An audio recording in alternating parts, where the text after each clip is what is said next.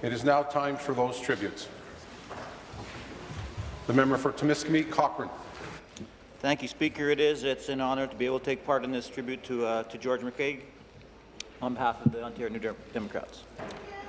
I think I can say without fear or contradiction from any side of the House that George McCague leaves with the respect of all members of the House from all parties. He is a man who has done his job and done it well. He is a man who has earned our respect. These words were spoken 15 years ago by a member when George announced his retirement from the legislature, and I think they're very true. I never had the privilege of meeting Mr. McCague, but on doing the research for this tribute, I learned that there are many aspects of his life that I could relate to. George McCabe grew up on a dairy farm, and not just any dairy farm, Speaker. He grew up on Glenafton Holsteins. His father, J.J. McCague, founded one of the most prominent herds, not only in Ontario, but in Canada. It's internationally known. And even years later, dairy farmers like I used to be, when we see the name Glenafton in the history of a cow family, we take notice. George graduated from the Ontario Agricultural College and worked on the family farm. He also had a keen personal understanding of the dangers of farming because he fell from a hay mow and broke his back. And he was in a body cast for 6 months. And I think that's also a testament. In a newspaper article, George related how he enjoyed field work and fondly remembered driving the first cockshut tractor that came to replace the horses on the farm. That brought a smile to my face. Although I never worked with horses, I fondly remember the day our Massey Harris 44 with the trip plow was replaced with a 414 that had 3-point hitch. It was a great day. Progress is a kind of a rite of passage on a farm, and I think that impacts your whole life, and I think it impacted George's whole life, to our betterment. George built up a real estate business in Alliston and later returned to active agricultural work with the purchase of a sod farm. At first glance, it may not seem that farmers and politicians have much in common, but a closer look reveals some striking similarities. In both cases, it's not just a job, but it's a calling. The hours can be long, and the success of your harvest often depends on forces beyond your control. And in both, countless hours are spent tending crops to what others feel could just be a barren field.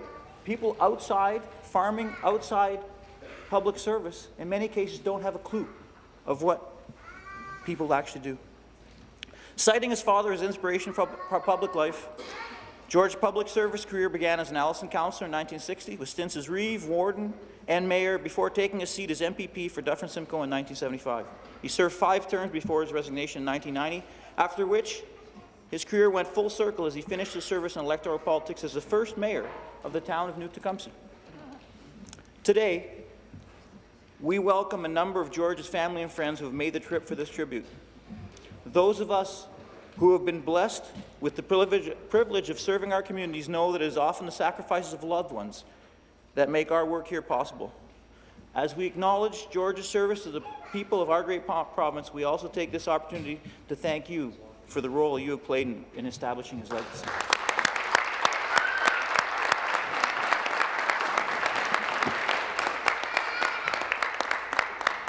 I would like to close with an excerpt from Hansard, from the Standing Committee on Social Policy on October 28, 1991, after Mr. McCaig's retirement.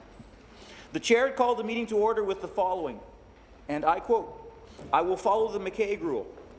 Apparently, former member George McCaig, at the appointed hour for starting many meetings, used to look around the room, and even if there was no one there, used to say, 'I see a quorum,' and began the meeting."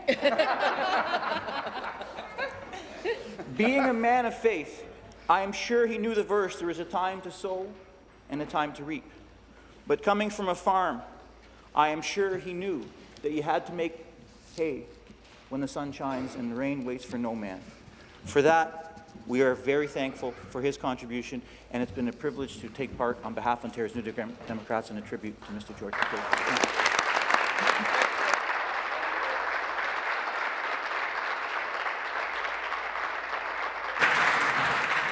Thank you. Further tribute, the member from Barrie. Thank you, Speaker. Speaker, I'm honoured today to rise to recognize the contributions made by a former member of this House, someone who truly dedicated his life to his community and to giving back through public services. Speaker, I'm pleased to rise today to pay tribute to George McCague. In preparing for this, I reached out to many of George's friends and former colleagues. During my conversations, one thing became clear. George was deeply loved and admired by his friends and his family. He was a pragmatic person and someone who knew his strengths and helped others realize theirs. One of those close friends I spoke to was Dan Needles. Dan worked for George as his executive assistant for 5 years until 1981.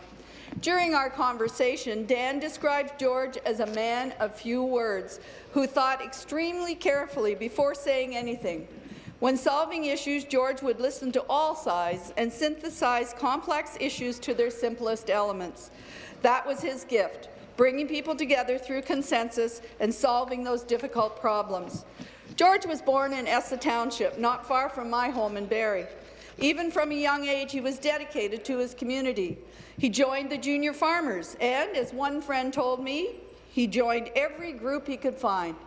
After returning from school in Guelph, he entered public service as a councillor in Alliston in 1960. By 1969, he had served as Deputy Reeve, a public schools board member, Simcoe County Warden, and then as Mayor of Alliston.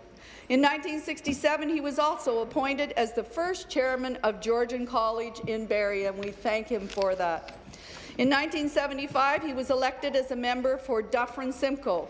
He served 15 years here at Queen's Park, holding portfolios in government services, the environment, transportation and communications, and chair of the management board of the cabinet.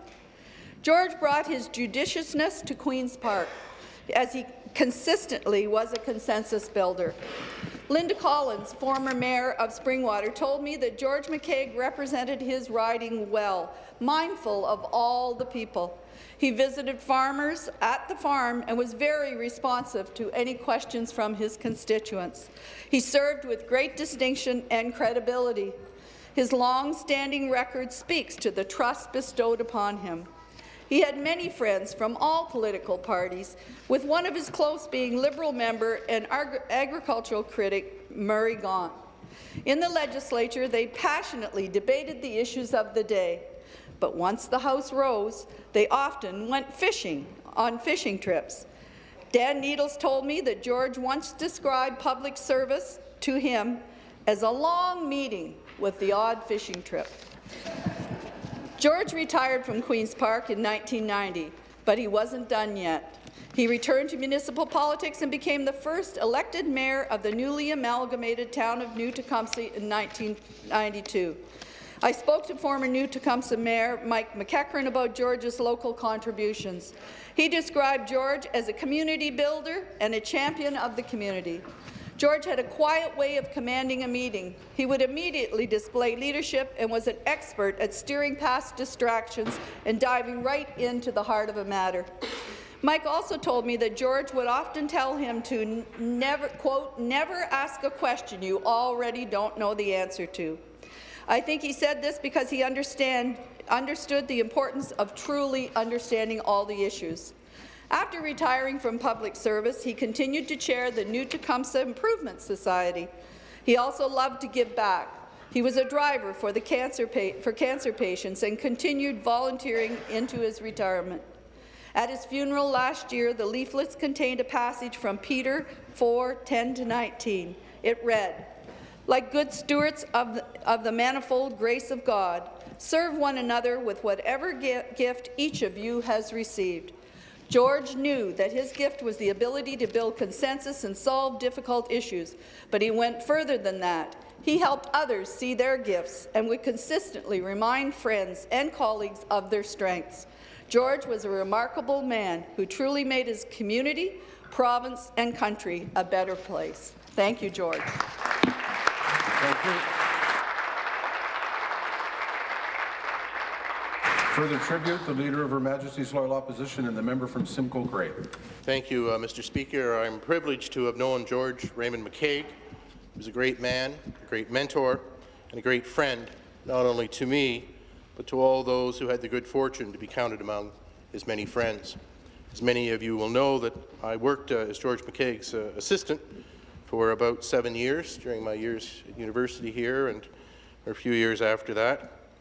And I followed the great playwright and author Dan Needles, as the Honourable Member for Barrie has just mentioned. And a couple of weeks before George passed away, he asked me to be an honorary pallbearer. And I thought I better ask him if he wants me to say anything at the funeral.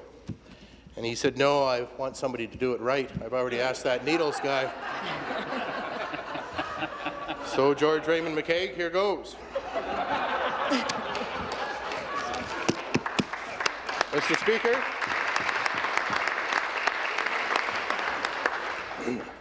I'm reminded of the proverb, say not in grief, he is no more, but live in thankfulness that he was.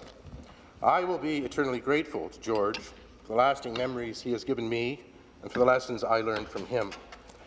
No matter what issues George was involved with over the course of 40 years of public service, he always knew the heart of the matter was addressing problems and people with respect. He knew that respect for all people is at the heart of politics. Although our families have been lifelong friends, I first got to know George when I was a grade 8 student. He was running for re-election in the 1977 provincial campaign and came to my classroom along with the other candidates to speak with us. He stood out from the other two candidates because he treated us like young adults. He didn't deliver talking points or carefully crafted campaign slogans. Of course, that was part of George's charm. He never spoke from a prepared text. My friend Dan Needles, whom George nicknamed McNutt, wrote speeches for him over a 7-year period as his executive assistant here at Queen's Park. George never delivered a single one of those speeches. But he valued Dan's work and would spend hours going back and forth with him and studying those speeches. Then he would put them back in his pocket and speak from the heart. Dan joked when he gave the eulogy for George that the funeral was the first time anything he wrote for George was actually delivered in poem. Dan was no doubt also wrote the speech George never delivered when he showed up at my grade 8 class. George spoke to us with sincerity and treated us with respect. He showed us he was interested in our thoughts, even though we were too young to vote. Of course, 2 or 3 days later, George showed up at my parents' house. And the next thing I knew, I was volunteering on his campaign. George was always pretty crafty, Mr. Speaker, in his own humble way. He also never forgot the people who helped him and always looked for a chance to help them as well. He gave me my first opportunity to work in a political office when he needed to hire a driver. Actually, George didn't give me any choice. He once again called my mom up and asked what I was doing. She told him, well, he's working while trying to finish his degree at St. Michael's College. George then corrected her and said, no, Teresa, Jim is going to drive for me and work on my correspondence part-time.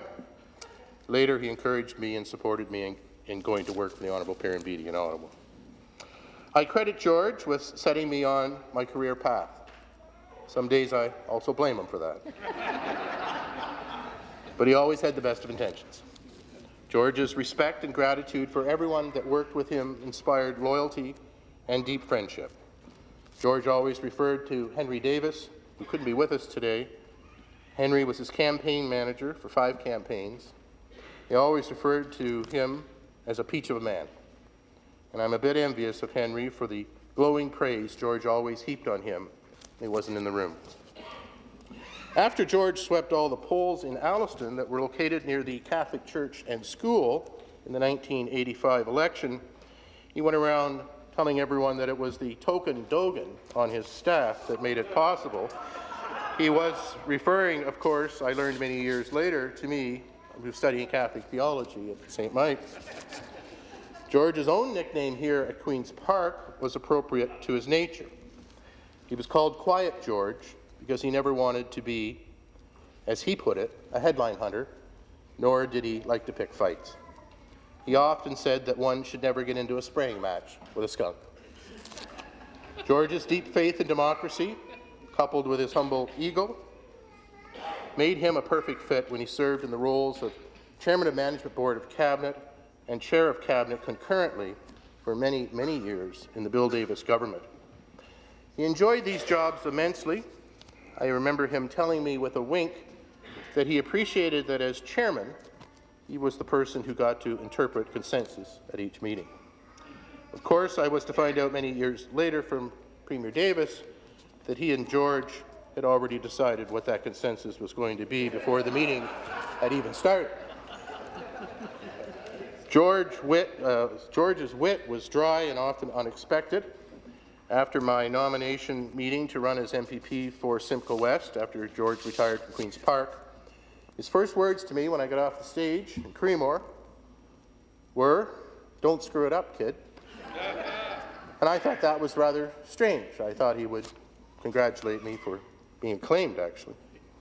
It was a few days later before it dawned on me after a conversation with my father when he reminded me that the riding had been Conservative since Confederation.